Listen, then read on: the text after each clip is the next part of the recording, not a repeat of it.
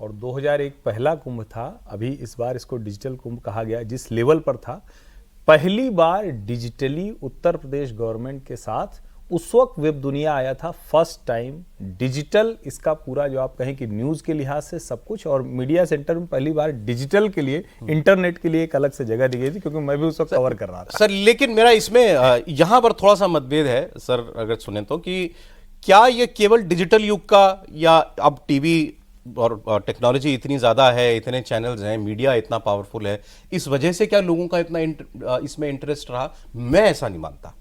अखबार तो पहले भी थे, बिल्कुल बिल्कुल छपता सब कुछ था, सब कुछ पता था।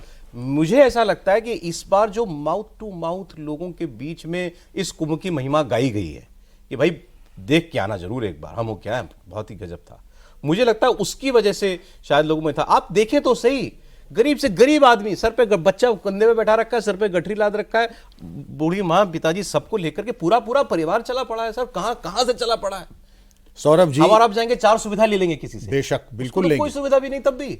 मैंने सन 54 से कुंभ देखा है, मैं प्रयागराज का ही रहने वाला हूं। पिताजी मुझे कंधे पे बैठा के सन 54 वाले कुंभ में ले गए थे। उसके बाद आईपीएस में आ गया, 4 कुंभ करवाए हैं घोड़े पे बैठ करके। स्नान जीवन में पहली बार इस बार किया है, क्योंकि ड्यूटी में रहते वक्त यह संभव नहीं था कि स्नान करके करवाना मेरा काम था, किया कभी नहीं। लेकिन जीवन पहली बार सपत्नीक मैंने स्नान का आनंद लिया। और आप कहना सही है, वर्ड ऑफ माउथ का जो पब्लिसिटी है, इसका कोई मुकाबला नहीं है। वो आपकी जो है खरे सोने के बराबर है। बाकी तो मीडिया मैनेजमेंट है, इंफॉर्मेशन, डिसइंफॉर्मेशन, मिस इन्फॉर्मेशन हो सकती है। लेकिन अगर गरीब से गरीब, अमीर से अमीर, तब हम देखते थे अपने शैशव काल में, जो गांव के गरीब से गरीब होते थे, लैया चना गुड़ और आटा आलू लेके आते थे सीधा वहीं गंगा जी किनारे पे। आज सबसे संपन्न, साधन संपन्न जो है चार्टर प्लेन वाले, वो भी गए, शंकराचार्य भी गए, गरीब से गरीब भी गए। एक भिक्षुक जो कि बौना था, ने पूछा कि बाबा कितना पैसा मिला? उनका पुत्र, मुझे 3000 रुपये मिले। तो हमने कहा क्या करेंगे उसका? उनका कर क्या दे, कल भंडारा करा के खिचड़ी खिला दी साधुओं को। आप भाव तो देख लें कि सर्वस्व राजा हर्षवर्धन ने एक तो दान किया था, और एक इन्होंने, देखिए सब लोग किस त्याग और तपस्या, किस उस वातावरण में बिल्कुल उत्प्रेरित होकर के दूसरे लेवल पे आकर के दान, पुण्य और सत्संग। लेकिन हाँ, बहुत लोगों की दूसरी भावना, जाकी रही भावना जैसी, प्रभु मूरत देखी तिन तैसी।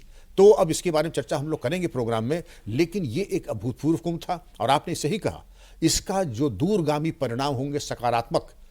आपसे किसी ने पूछा आप किस जात के हैं, वहां आपको स्नान करने का मौका मिला, आपने अंबानी के बगल में, अंबानी को तो मिला, आपको नहीं मिला, आपकी जात क्या है? तो जात बिरादरी को ऐसा झाड़ू लगा कि जैसे गधे के सर से सींग गायब हो जाती है ना, कि जब शंकराचार्य और भिक्षुक एक स्थान पे, मोदी जी और याचक एक घाट पे, और बाकी सब एक घाट पे स्नान कर रहे हैं, तो जो संदेश गया 100 सोनार की, 1 लोहार की। तो जात बिरादरी तो भूल जाइए, इससे सबसे बड़ा करारा तमाचा उनके गाल पे पड़ा जो जात बिरादरी ढूंढते थे हमारे समाज में। हमारे यहाँ तो गांव के संदर्भ में आप भी हैं, मैं भी हूँ, दीपक सर भी हैं।